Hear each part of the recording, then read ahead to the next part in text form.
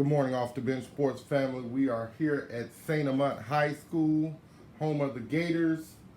Before you is the head Gator, David Oliver, St. Amant head football coach, athletic director. What's up, coach? Not much, man. Just glad you're stopping by and promoting our program and our young people.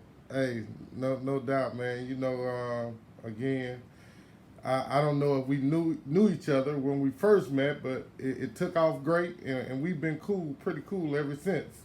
Um, so I'm cool with that. It's always a plus when you build great relationships with coaches. Um, you've been here before, so give a little insight. Year 12, you guys are back in your original field house. It looks beautiful. You guys got the mannequins up when you walk through the main doors in the field house with all your uniform coordinated colors. Looks great. How good is it to be back in your field house? It is. It's awesome. That flood was, rough for everyone that was involved, but, we got back into it at the very end of last year. So for the last home game that was the only time those seniors had been able to walk out of this field house for a game. So it just makes everything easier. Fall camp with having lockers with locks to put stuff in, and so we tried to keep it nice for the kids because it's all pretty brand new, and they enjoy it and we enjoy it, and I think they take a lot of pride in it. You guys again. 2016 was a rough year for everyone here in Ascension. You guys banded together and made a lot of stuff work. How grateful were you to the community for stepping up with you guys?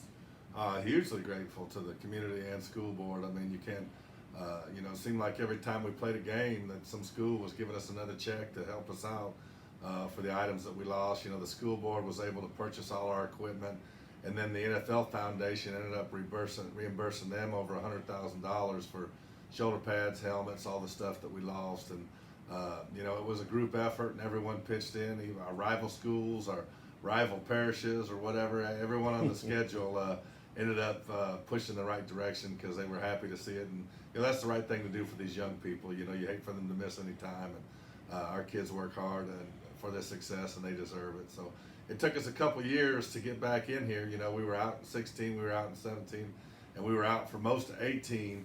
In temporary facilities, but I tell you what, I think it taught our kids that anything's possible. If you just focus on what's important, and what's important is that time on the field together as teammates, and I think we learned a valuable lesson from that. Talking about sticking together, banding together in times of toughness, it also gives you a great sense of mental toughness of what you need to get through something like that.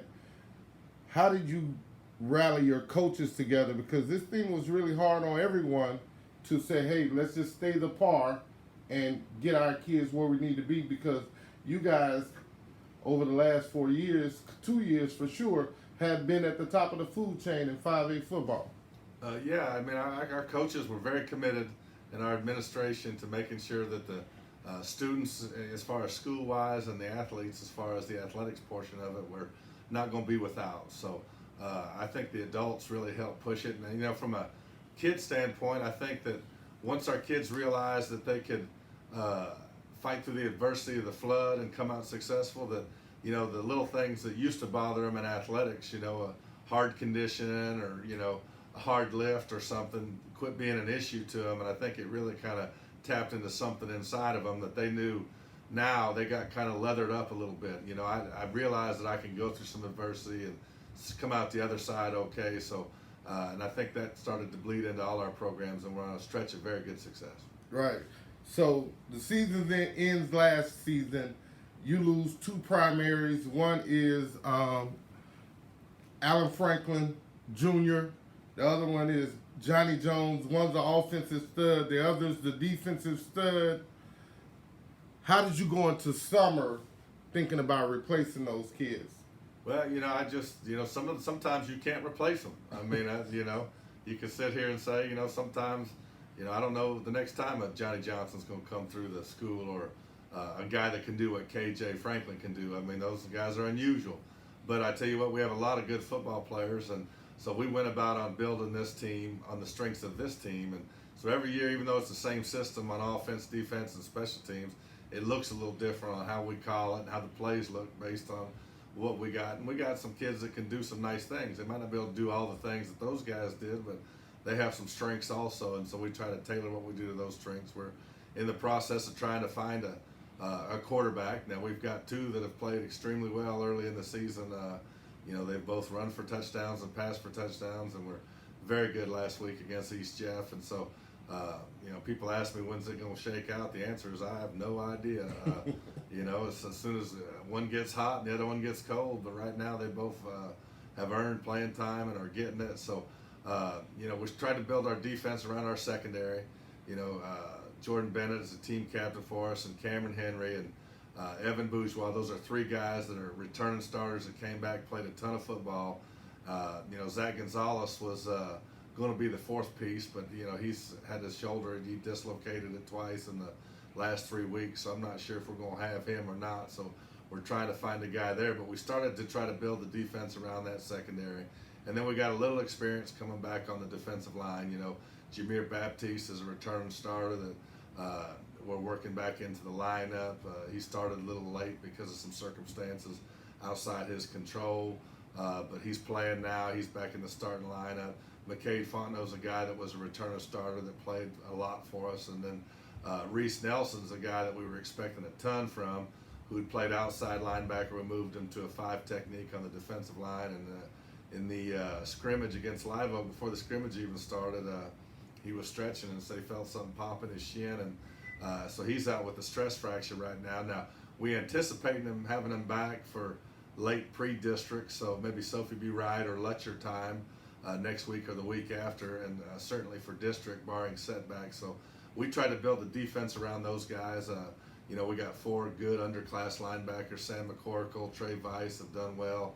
Marty Jameson and Tyler Lejeune on the outside. So those are the guys that you're building with on the defensive side. Offensively, we felt like we got 5 good backs, and I mean it sounds crazy to say that, but we got Lathan Vaughn's a guy who's a senior who was a primary backup to KJ, who's more of a scat guy. Reggie Sims is a big thumper type back who's a nifty receiver also out of the backfield, but he's a different sized body.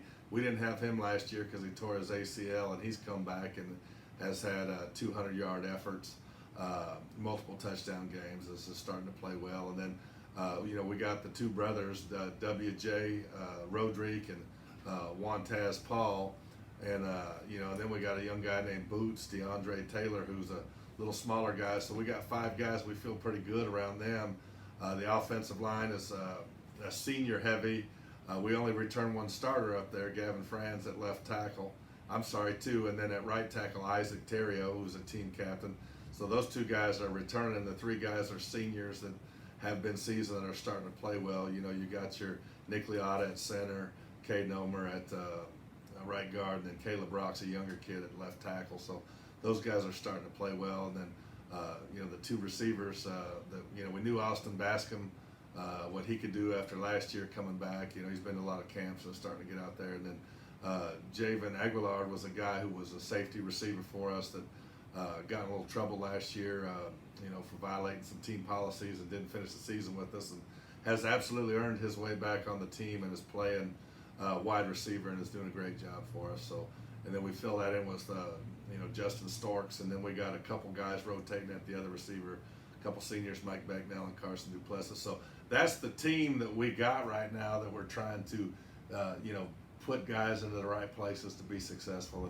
And the early returns are promising, and I'm sure this is the kind of team that's going to get better and better as the year goes on. You guys started the season scrimmage, Live Oak. Week 1, George Washington Carver out of New Orleans. This past week, East Jeff also out of New Orleans. Again, like I said, you got Lutcher coming up, Sophie B. Wright, and I think that 5-5 is one of the toughest districts in the state. Catholic, East Ascension, Woodlawn, McKinley, Dutchtown, and you guys. Just talk about what you look for and expect going forward as the season progressed, and what you liked about the start of the season against your first three opponents?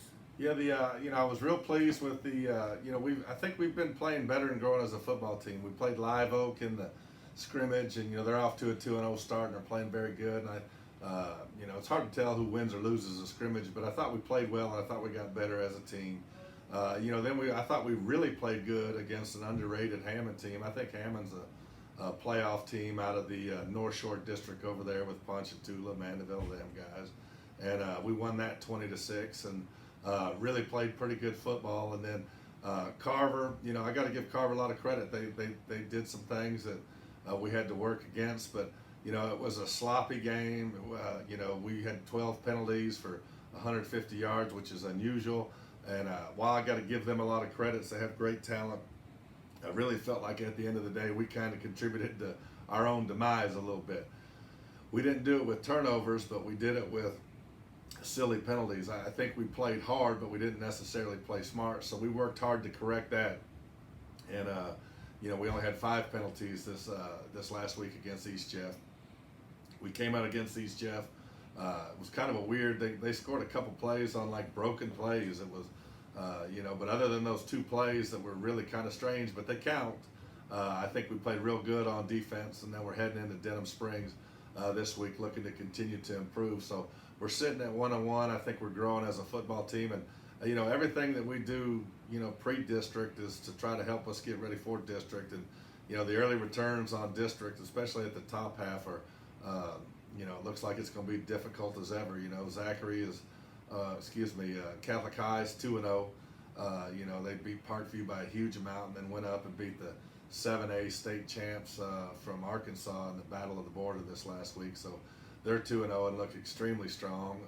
East Ascension came out week 1 and beat 2-time defending state champ Zachary, and then Dutchtown's gotten off to a 2-0 start with 2 lopsided results. So if you just look at that from the top, I mean that's a difficult slate to play. And then Letcher, although they've struggled out of the gate a little bit, is always a competitive game at the pit. So we got a lot of football coming up, but to get ready for those games, you got to continually improve each week in non-district, and we've been doing that. Behind you, you have a symbol. It's a trophy. You guys, I think about 6 years ago, you guys got those new orange jerseys. Yeah. Yours is number 0. It says beat EA. How big is that game for you guys every year?